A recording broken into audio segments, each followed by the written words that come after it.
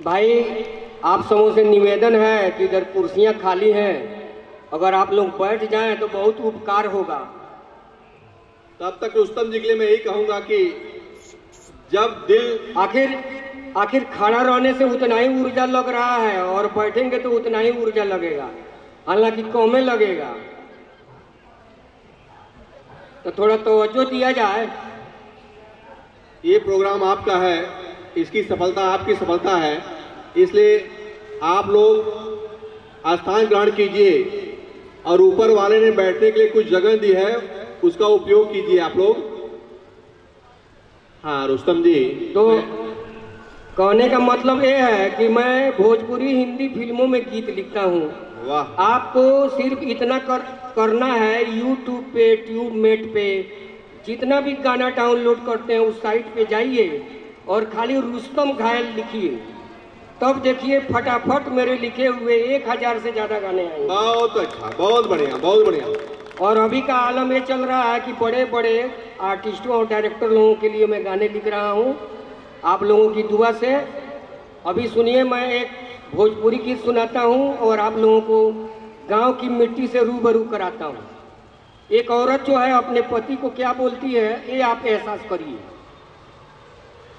रास्ता काट के हर बार गुजर जाला, तू न रहत मुफ्त में बाहर गुजर जाला। क्या बात है।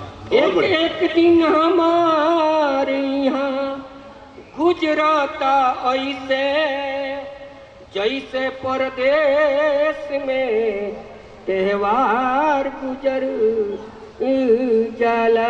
बहुत बढ़िया, बहुत बढ़िया। स्वाति के बुनीला मनवा के सीपी, स्वाति के बुनीला मनवा के सीपी, मुहुआ बावता घरे आव परदेसी तोहर गांव बुलावता।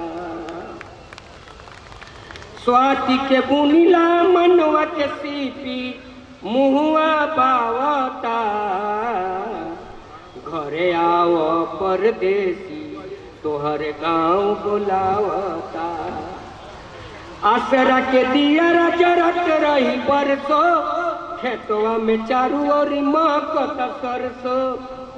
आसरा के दिया जरत रही बरसो, खेतवा में चारू ओर महकत सरसो। केतनो समारी पछुआ पवनवा, केतनो समारी पछुआ पवनवा, चुनरी उड़ावता। क्या बात। घरे आव परदेसी तोहर गांव बुलावता। बहुत बढ़िया, बहुत बढ़िया। हारवा के संग डोले खेत में किसानवा, होई कब सैया से हमरो मिलनवा। हारवा के संग डोले खेत में किसानवा, होई कब सैया से हमरो मिलनवा। ताल तलैया में गौआ के मलहा, ताल तलैया में गौआ के मलहा, मछरी छनावता घरे आव परदेसी तोहर गांव बुलावता। बहुत बढ़िया, बहुत बढ़िया, बहुत अच्छा। मुर्गा कहत कि उठ जाओ गोरिया, कर ल ध्यान तनी सैया के ओरिया। मुर्गा कहत कि उठ जाओ गोरिया, कर ल ध्यान तनी सैया के ओरिया। के रोज हमरा सपनवा में आके, के रोज हमरा सपनवा में आके चोच लड़ावता घरे आव परदेसी तोहर गांव बुलावता। बहुत बढ़िया, बहुत अच्छा। मिट का सपनवा देखिले भोर हरिया, सेजिया पर बैठिले दब के कमरिया। मिट का सपनवा देखिले भोर हरिया, सेजिया पर बैठिले दब के कमरिया।